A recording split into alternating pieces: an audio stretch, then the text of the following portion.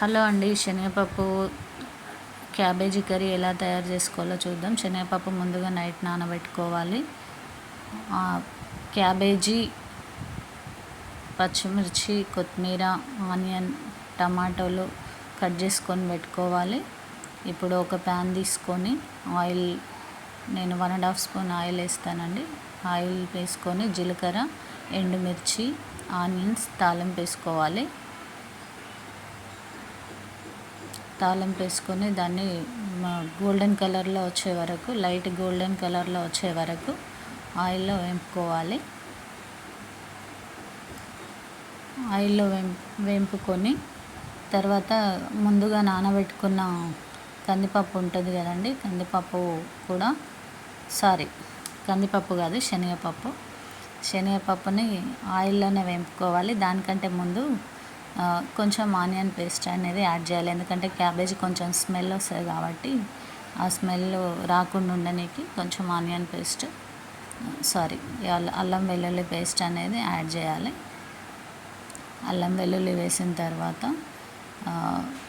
ఒక 1/2 table spoon పసుపు అనేది వేయాలి.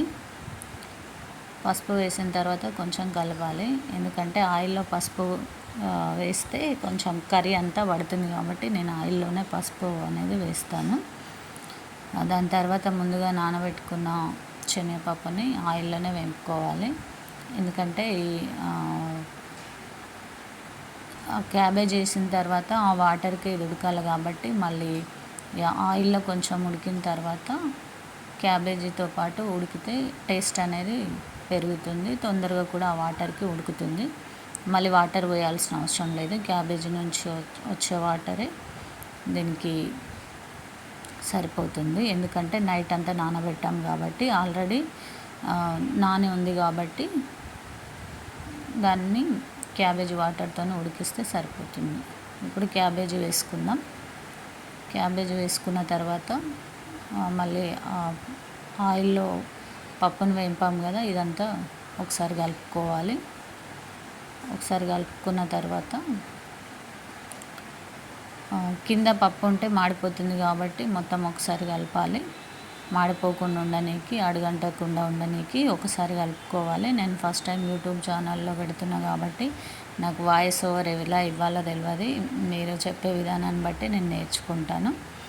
సో కలుపుకున్న తర్వాత దానిని ఒక 1.5 table spoon salt, 2 table spoon కారం, అదేవిధంగా ముందుగా కట్ చేసుకున్న టమాటాలతో పాటు కారంతో పాటు టమాటాలు కూడా ఉడికిపోతాయి కాబట్టి వేసుకొని బాగా